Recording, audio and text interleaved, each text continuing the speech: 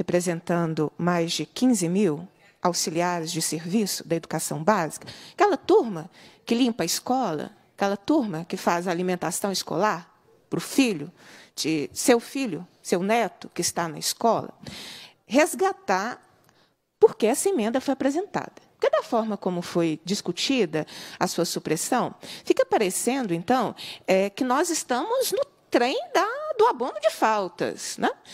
Vamos voltar à realidade, né? O governo do Estado não queria não queria suspender as atividades escolares quando ele mesmo decretou onda roxa. A onda roxa foi o pior momento da pandemia em Minas Gerais, em que era necessário suspender o maior número de atividades possíveis para que nós pudéssemos conter o avanço do coronavírus, aquele vírus que o governador mandou viajar, que se o vírus viajasse, estariam resolvidos aí os nossos problemas de pandemia. O próprio governador tardiamente reconheceu a situação do Estado e decretou uma onda que nem estava no arco-íris do Minas Consciente. Ao decretar a onda roxa, determinando a suspensão de todas as atividades que não eram essenciais, a Secretaria de Estado da Educação não suspendeu as atividades no primeiro momento. Eu sei porque eu visitei escola. Quando eu venho aqui na Assembleia, eu falo da realidade que eu conheço. Mas por pressão nossa, por atuação do próprio sindicato, pela necessidade de impedir o avanço do coronavírus, que era uma realidade absurda naquele momento, tardiamente a Secretaria decretou, então, o fechamento das escolas estaduais. Passada a onda roxa, qual foi a nossa surpresa? Como num mecanismo de punição, punir, não entender a realidade das auxiliares de serviço, a secretária de Estado emitiu um memorando, porque a vida em Minas Gerais é memorando, que cai na cabeça do pessoal da educação um dia sim, no outro também. Memorandos que não tem discussão, não tem diálogo, não tem construção coletiva, não tem nada. A secretária emitiu um memorando, obrigando que as auxiliares de serviço repusessem o período da onda roxa. Qual é a reposição necessária, sendo que não houve atividade naquele momento, senão a mera ideia da punição a cerca de 15 mil auxiliares de serviço da educação básica. Conversamos aqui, eu busquei entendimento com os líderes do governo, eu busquei a CEPLAG, eu busquei a Secretaria de Governo, busquei todo mundo, porque era de uma crueldade que não faz parte do serviço público. Todos concordavam comigo, mas diziam que não conseguiam demover a secretária dessa punição. Então, de fato, a gente busca atuar aqui no parlamento em defesa daqueles que nós representamos. Quando ninguém deu retorno, eu estou esperando o retorno da Luísa Barreto até hoje. Estou esperando, quem sabe eu ainda tenho algum retorno, né? E de outros secretários. Também eu pedi ao secretário à época enfim, secretário de governo, já citei todos. Bem, então nós apresentamos uma emenda a um projeto do deputado Gil Pereira, introduzindo essa situação específica. Então, vamos corrigir, pessoal? Não é um mero abono de faltas, é uma situação excepcional da pandemia. Me espanta profundamente o discurso de que é uma emenda alheia ao conteúdo do projeto, porque, primeiro, eu copiei o texto que o governo apresentou num projeto de lei em 2020. E o projeto de lei que o governo apresentou essa emenda não tinha a ver com Covid. Lembra aquele projeto de lei sobre contratação temporária que nós aprovamos aqui na Assembleia Legislativa em 2020? O governo introduziu essa discussão de abono de Covid do ano de 2020 nesse projeto. Me perguntou à época, o líder do governo, do bloco à época, me consultou, eu falei assim, perfeitamente, as coisas têm que ser resolvidas.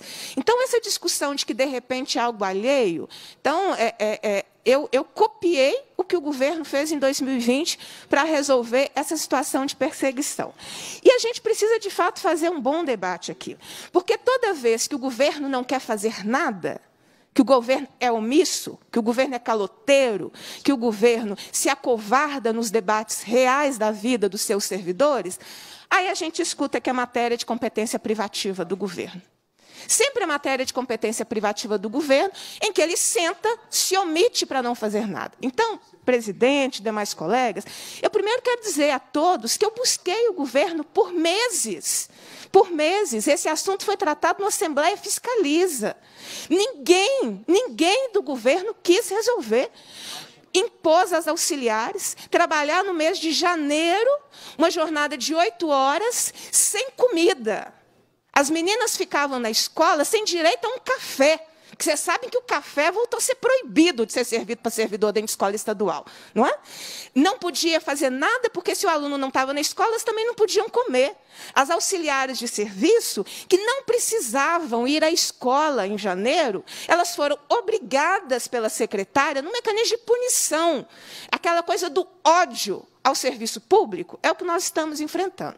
Então, em nome dessas 15 mil auxiliares que precisam dessa situação ser resolvida de forma correta, de forma a entender a excepcionalidade da pandemia, entender que a onda roxa não é falta. Olha como é que foi invertido o debate aqui, gente. De repente, a onda roxa e o momento de suspensão das atividades não essenciais para conter o coronavírus se transformou em falta. A gente tem que escutar a ironia, porque que a gente não abona falta dos outros poderes? Porque os outros poderes não pisaram no seu servidor, impondo a eles trabalhar para compor uma carga horária de uma pandemia. Por isso que eu nunca apresentei nada em relação aos demais poderes. Porque os demais poderes não espizinharam seus servidores, impondo a eles jornadas extenuantes, além da sua carga de trabalho, só pelo ódio ao serviço público e ao servidor. Por isso que eu não apresentei.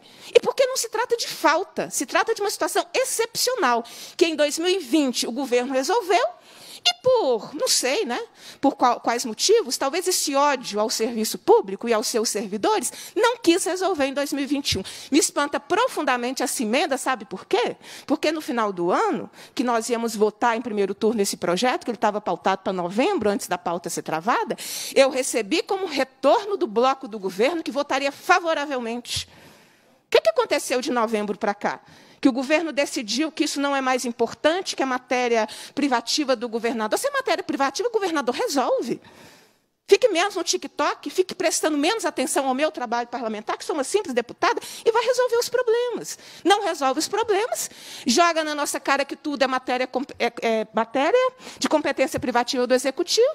As matérias de competência do Executivo ele não cumpre a Constituição do Estado, está indo ao Tribunal de Justiça para tirar a constitucionalidade do piso salarial profissional nacional, porque no STF foi para retirar o reajuste. Aqui no TJ é para que seja declarada a inconstitucionalidade do piso. O piso que ele disse que cumpria.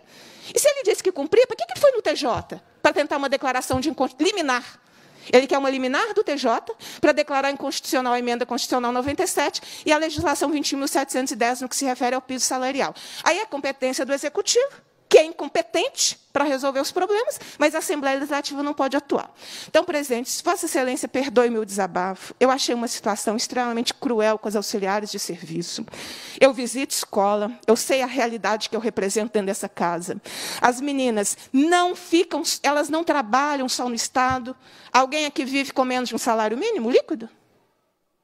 Porque esse é o salário das auxiliares de serviço, que podem ter nível superior de escolaridade, que estão recebendo de salário líquido menos do que se tiver alguma dúvida, eu trago contra-cheque aqui.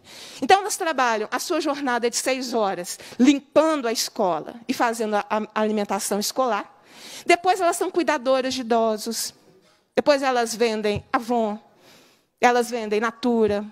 Depois, elas fazem faxina, provavelmente na casa de muita gente que está aqui e vota contra elas, porque elas complementam a renda para conseguir sobreviver. A maioria é constituída por mulheres, cujos filhos, netos, voltaram para as casas delas porque o desemprego está avassalador. Nós estamos falando dessas mulheres, que o Estado teve a crueldade de impor aumento da sua jornada de trabalho temporária, porque tinha que compensar a onda roxa. E quando a gente tenta resolver o problema, a gente tem que escutar a ironia. Nós estamos querendo abono de faltas. Não é abono de faltas. Nós estamos dando a elas o que lhes é de direito. Elas não têm que repor período de pandemia de algo que não precisa ser reposto, porque o período da pandemia era exatamente para suspender as atividades conforme definições da ciência. Essas considerações, presidente, eu peço aos colegas parlamentares que rejeitem essa emenda a partir da realidade que eu trouxe aos colegas.